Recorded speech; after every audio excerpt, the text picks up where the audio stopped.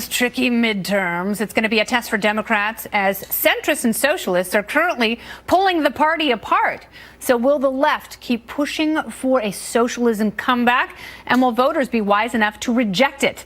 Tonight's panel is here to discuss. She's a talk radio host and a Fox News contributor. Leslie Marshall is here. And look who's back, comedian and host of Part of the Problem podcast, Dave Smith, and WWE superstar Dolph Ziggler. Welcome, one and all. Nice to see you again. Dave, since you have been absent for quite some time and we have missed you. It's good to be back. Let's talk a little smaller. It does, yeah. Well, speaking of economic contractions, we downsized the studio as well.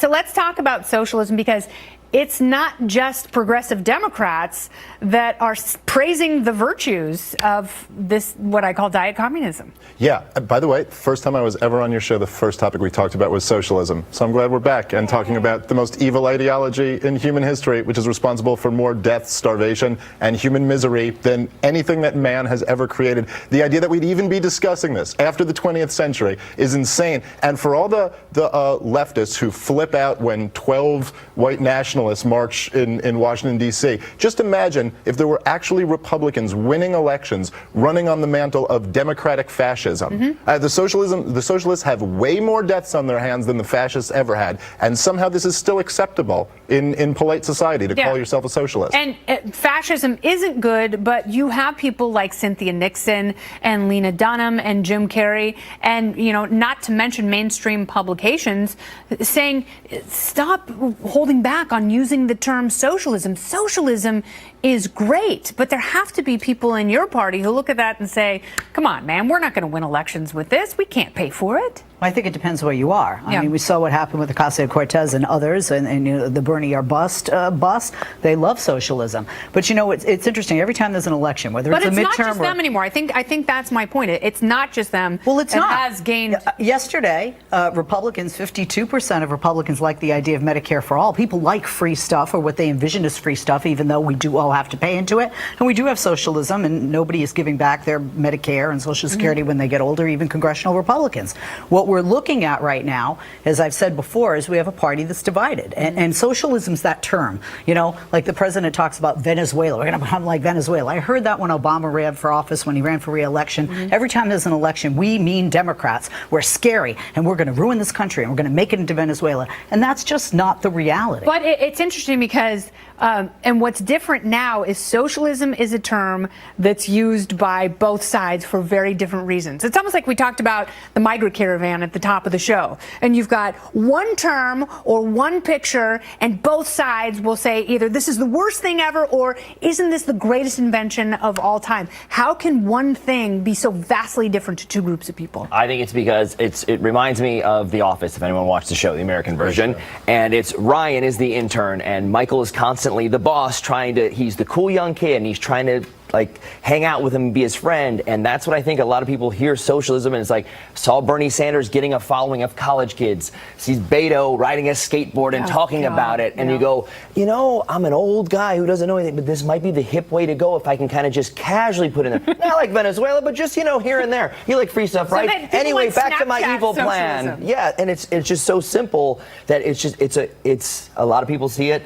Probably at this table, most of us are like, oh, this is disgusting. And then some people are like, here's a cool buzzword for someone a little bit younger than me to go, yeah, everybody should be having fun, man. And I think you're right. And in college, oh, that's a little bit misguided. College students love it because it makes their parents so mad, because their parents probably lost family members in Eastern Europe or in China who died at the hands of communist dictators who, democratic socialism to them meant throwing people in gulags. Well, there's going to be no gulag for you tonight. It's going to be solid gold-plated goulash, because the Mega Millions jackpot has ballooned to $1.6 billion, making it the largest in U.S. history. The prize comes with a cash option, which I will gladly take, of $913 million, but don't get too excited, because your odds of winning 1 in 302 million, which is not exactly a strong chance unless you're Elizabeth Warren.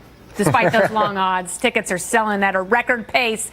Look at this clip. If nobody wins tonight, it will go up to $2 billion for the next drawing on Friday. It goes without saying that everyone here would give the vast majority of their winnings to charity, should they take home the prize. But if you did keep some of that for yourself, what would you spend it on?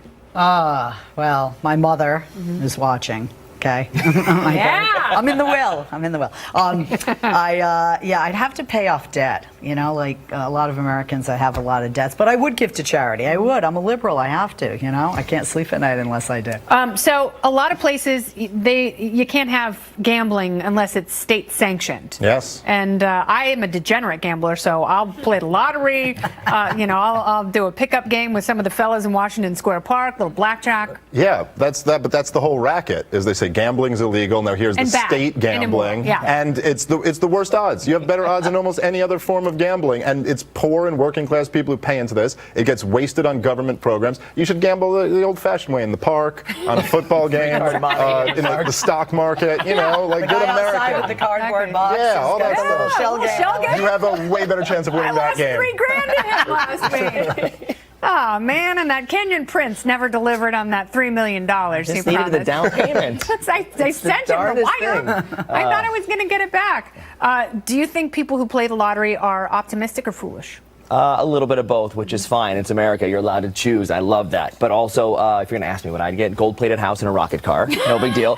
Then we get to charity, because you don't just have to be a liberal. You can just be a nice person who right. wants to give where you'd like to give, because we're all nice So where people would you here.